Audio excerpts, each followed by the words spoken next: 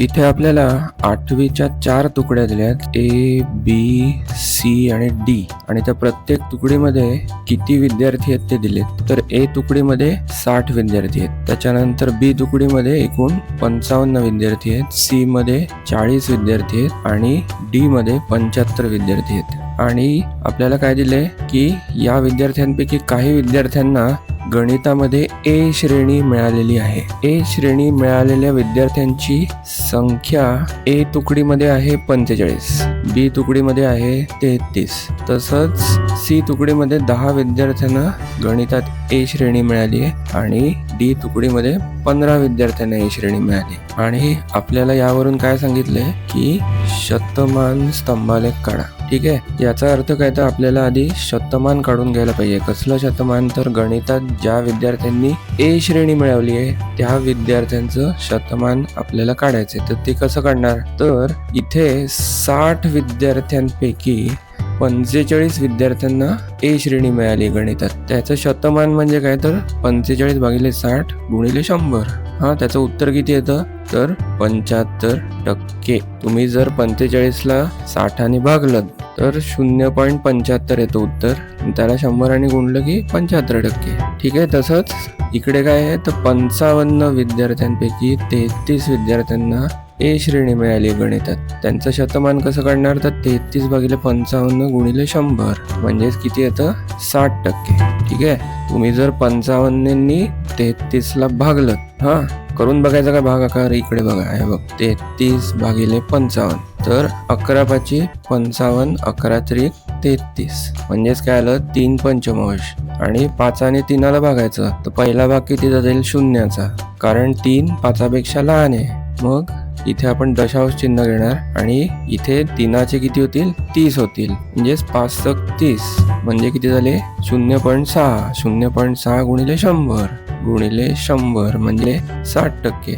ठीक आहे, आलं लक्षात? तर अशा प्रकारे बी या तुकडीत 60% विद्यार्थ्यांना गणितात ए श्रेणी मिळालेली आहे. सी मध्ये 10 विद्यार्थ्यांना ए श्रेणी मिळाली. किती पैकी? तर 40 पैकी. तर 40 पैकी 10 गुणिले 100 म्हणजे किती आले? करून बघायचं. 10 भागिले 40. तर 10 चोक 40, 10 एके 10, 1/4. 1/4 म्हणजे किती झाले? पहिला भाग 0चा, मग आपण घेतलं 0 म्हणजेच 4 दुणे 8. बरोबर आहे, 10तून 8 गेले, बाकी राहिली 2. परत एक 0 घेतलं आणि 4 पंचे 20 म्हणजेच किती? 0.25. आणि 0.25 गुणिले 100 म्हणजे किती? 25%. ठीक आहे, पण इथे लिहून टाकू 25%. तर सी तुकडीमध्ये 40 पैकी 10 विद्यार्थ्यांना म्हणजेच 25% विद्यार्थ्यांना गणितातली ए श्रेणी मिळालेली आहे. आता डी तुकडीमध्ये 75 विद्यार्थ्यांपैकी 15 विद्यार्थ्यांना गणितात ए श्रेणी मिळाली. म्हणजेच त्याचं शतमान किती आलं? 15 भागिले 75 गुणिले 100 म्हणजे किती येतं? 15 भागिले 75. 15 एके 15, 15 पाची 75, 1 पंचमांश. 5 आणि 1ला भागायचं म्हणजे किती येतात? पहिला भाग कितीचा जाईल? तर 0चा. मग आपण एक दशांश चिन्ह घेतलं आणि एक 0 घेतलं. आता 5 दुणे 10 म्हणजे 0.2 आणि 0.2ला 100 गुणल्यावर येतात 20. म्हणजेच 20% विद्यार्थ्यांना गणितामध्ये ए श्रेणी मिळालेली आहे. अशा प्रकारे आपण शतमान काढून घेतलेलं आहे.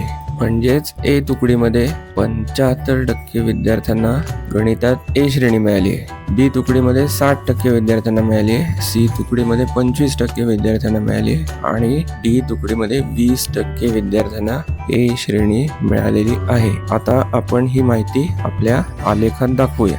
नमस्कार मित्रांनो, इयत्ता 8वीच्या गणिताच्या संपूर्ण मार्गदर्शनासाठी 8वीमराठी.com ह्या आपल्या वेबसाईटला नक्की भेट द्या. धन्यवाद. तर इथे आपल्याला आपला आलेख कागद दिसतोय. तर त्याच्यावर आधी आपण तुकड्या घेऊया. तर एक्स अक्षावर आपण 4 8वीच्या तुकड्या घेणार आहोत. तर इथे मी घेतो ए, इथे घेतो मी बी त्याच्यानंतर इथे घेतो C आणि इथे घेतो D. अशा 4 तुकडे आपण घेतल्यात. तर वाय अक्षावर आपण काय घेतले तर शतमान घेतले किंवा टक्केवारी घेतली. 1 सेंटीमीटर बरोबर 10% असं प्रमाण आपण घेतलेलं आहे. आता शतमान स्तंभालेख आपण कसं काढतो तर शतमान स्तंभालेखामध्ये प्रत्येक स्तंभ हा 100% असतो. ठीक आहे. आणि त्याच्यात जेवढं प्रमाण आपल्याला दाखवायचंय, जी टक्केवारी दाखवायची म्हणजे आता A तुकडीमध्ये 75% विद्यार्थ्यांना A श्रेणी मिळालेली आहे, बरोबर आहे. तर त्या 100%पैकी 75%वर आपण तो स्तंभ विभाजित करतो. ठीक आहे. तर अशा प्रकारे आपल्याला शतमान विभाजित स्तंभालेख काढायचे. ठीक आहे. तर आपण आधी कसं करूया, प्रत्येक तुकडीसाठी 100%चे स्तंभ काढून घेऊया.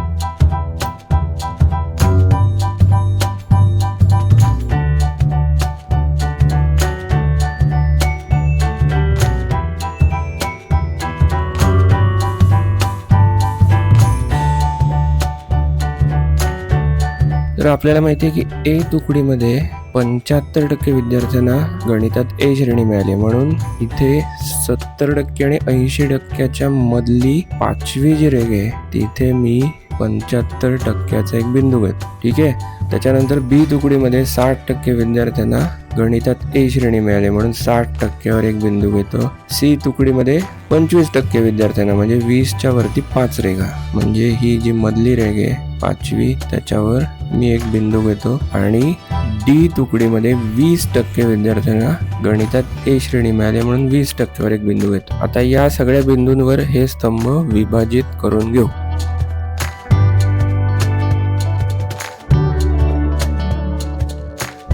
तर अशा प्रकारे आपण हा आलेख पूर्ण करून घेतलेला आहे. तर या आलेखात आता काय दिसतंय बघा, तर प्रत्येक स्तंभात आपल्याला एक विभाजन बिंदू दिसतोय. तर A साठी हा विभाजन बिंदू हा इथे कितीवर आहे तर 75%वर.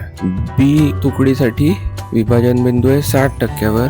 त्याच्यानंतर C तुकडीसाठी तो आहे 25%वर आणि D तुकडीसाठी विभाजन बिंदू आहे 20%वर. ठीक आहे. तर A तुकडीसाठी या तिरक्या रेघा मारलेला जो स्तंभ आहे म्हणजेच विभाजन बिंदूच्या खालचा जो स्तंभ आहे तो काय दर्शवतोय तर ज्या विद्यार्थ्यांना गणितात A श्रेणी मिळाली आहे अशा विद्यार्थ्यांचं शतमान दर्शवतोय.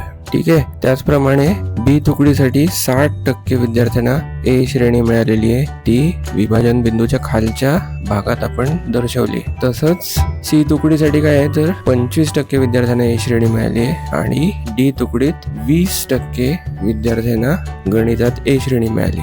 तर या 4 स्तंभांमध्ये विभाजन बिंदूच्या खाली ज्या तिरक्या रेघा मारून आपण जे विभाजित स्तंभ दाखवलेत ते ज्या मुलांना A श्रेणी गणितात मिळाली आहे त्या मुलांचं शतमान दाखवते किंवा टक्केवारी दाखवते. आता विभाजन बिंदूच्या वरचे जे मोकळे स्तंभ आहेत ते काय दर्शवत आहेत तर ज्यांना A श्रेणी मिळालेली नाही आहे त्या मुलांची टक्केवारी किंवा शतमान दर्शवते. तर इथे तुमच्या लक्षात येईल की A तुकडीमध्ये 75% मुलांना A श्रेणी मिळाली म्हणजेच 25% मुलांना A श्रेणी मिळालेली नाही. त्याचप्रमाणे B तुकडीमध्ये 60% मुलांना A श्रेणी मिळाली म्हणजेच 40% मुलांना A श्रेणी मिळालेली नाही. आणि C तुकडीमध्ये 25% मुलांना A श्रेणी मिळाली म्हणजेच काय तर 75% मुलांना A श्रेणी मिळालेली नाही. D तुकडीमध्ये 20% मुलांना A श्रेणी मिळाली म्हणजेच 80% मुलांना A श्रेणी मिळालेली नाही. तर अशा प्रकारे आपण